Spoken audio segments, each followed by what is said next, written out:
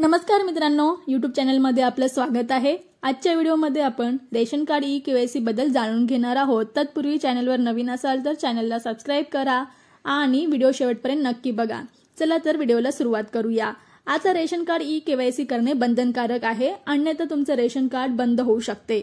येत्या 30 सप्टेंबर पर्यंत तुम्हाला ई-केवायसी पूर्ण करावी लागणार आहे। तसे न केल्यास तुमचे रेशन कार्ड बंद होईल व येत्या 1 ऑक्टोबर पासून तुम्हाला धान्य मिळणार नाही।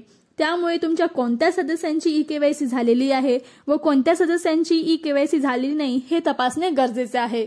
चला तर जाणून घेऊया ई-केवायसी स्टेटस कसे चेक करायचे।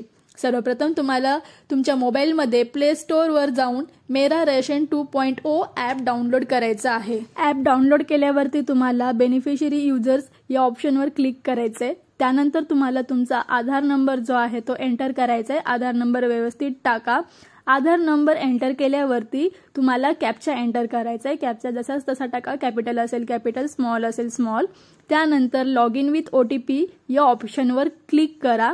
या ऑप्शनवरती क्लिक केल्यावर तुमचा आधारशी लिंक असलेल्या मोबाईलवर OTP येईल।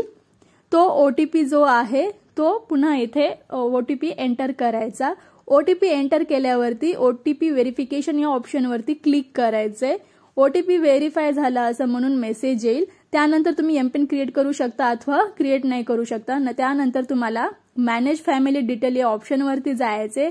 इथून तुम्ही तुमचं केवायसी आहे की नाही हे चेक करू शकता। टोटल केवायसी पेंडिंग दाखवते, आधार केवायसी नॉट व्हेरीफाईड दाखवते आणि जर तुमचं केवायसी असेल तर केवायसी व्हेरीफाय म्हणून असं तुम्हाला तिथे पॉपअप येईल। अशा प्रकारे तुम्ही ई-केवायसी स्टेटस चेक करू शकता। ई-केवायसी करण्यासाठी तुम्हाला नजीकच्या धान्य दुकानात स्वतःचं आधार कार्ड घेऊन जायचे। परत ज्या सदस्यांचं ई-केवायसी नाही त्यांना पण तिथे जावे लागेल स्वतःचे आधार कार्ड घेऊन। परत तुम्हाला फिंगरप्रिंट द्यायची आहे। अशा प्रकारे तुम्ही ई-केवायसी करू शकता।